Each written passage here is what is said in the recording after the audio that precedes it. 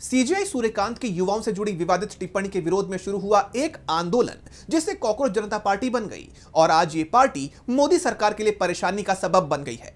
NEET paper leak से लेकर CBSE परीक्षा में गड़बड़ी तक छात्रों की आवाज को बुलंद करते हुए सीजेपी ने दिल्ली के जंतर मंतर पर बड़ा मोर्चा खोल दिया। पार्टी के फाउंडर अभिजीत दीपके ने खुद प्रदर्शन का नेतृत्व किया, जिसमें उन्हें सोनम वांगचुक का भी समर्थन मिला। अब सवाल उठ रहे हैं कि क्या मोदी सरकार के खिलाफ अब युवाओं का यानी जेनजी आंदोलन शुरू होने वाला है।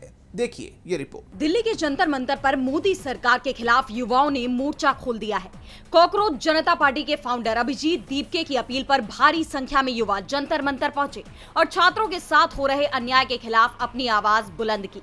दरअसल अभिजीत दीपके ने नीट पेपर लीक, फिर सीबीएसई परीक्षा में गड़बड़ी जैसे मुद्दों के खिलाफ प्रदर्शन का आह्वान किया था और लगभग 5 घंटे चले इस प्रदर्शन में हजारों की तादाद में लोग जुटे। जनता में सरकार के खिलाफ भारी आक्रोश दिखाई दिया। उन्होंने धर्मेंद्र प्रधान इस्तीफा दो, देश का युवा अब डरेगा नहीं लड़ेगा के नारे लगाए। अभिजीत दीपके ने लोगों को संबोधित करते हुए कहा कि ये सिस्टम की गलती से हुआ है, जो सारे कॉकरोच बाहर आ गए हैं। 10 से 12 साल से सरकार ने हमें हिंदू मुसलमान की राजनीति में फंसा कर रखा है।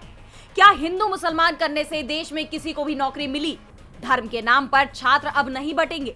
धर्मेंद्र प्रधान इस्तीफा दो। एक मिनिस्टर की विफलता की वजह से छात्रों को जान गंवानी पड़ रही है।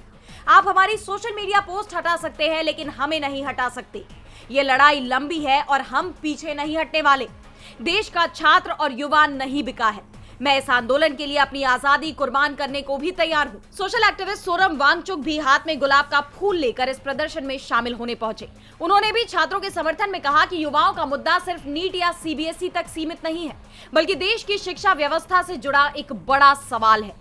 मैं पिछले 4 दशकों से दूर दराज के सरकारी स्कूलों की शिक्षा सुधारने की कोशिश कर रहा हूं, लेकिन हालात नहीं बदलने से निराशा बढ़ी है।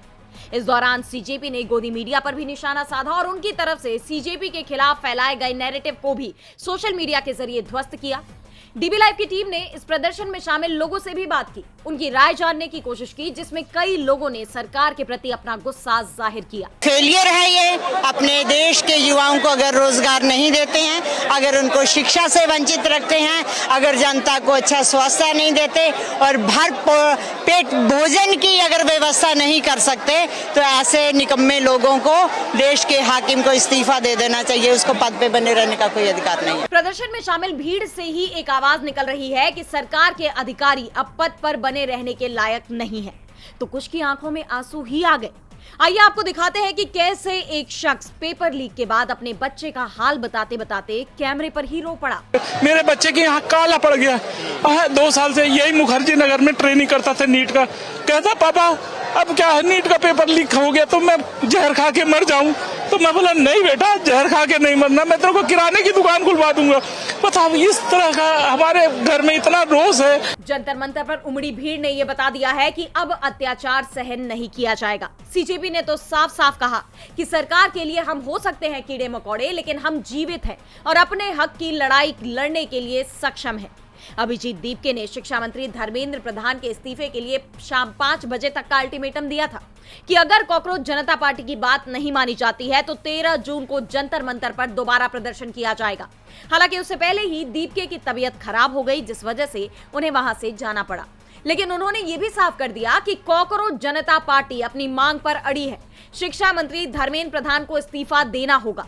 अब देखना यह होगा कि परीक्षाओं में हुई गड़बड़ी के खिलाफ शुरू हुआ ये आंदोलन क्या देश में एक बड़े जेनजी आंदोलन का रूप लेने वाला है, या सरकार मजबूरन जवाबदेही तय करेगी। डीबी लाइव की रिपोर्ट।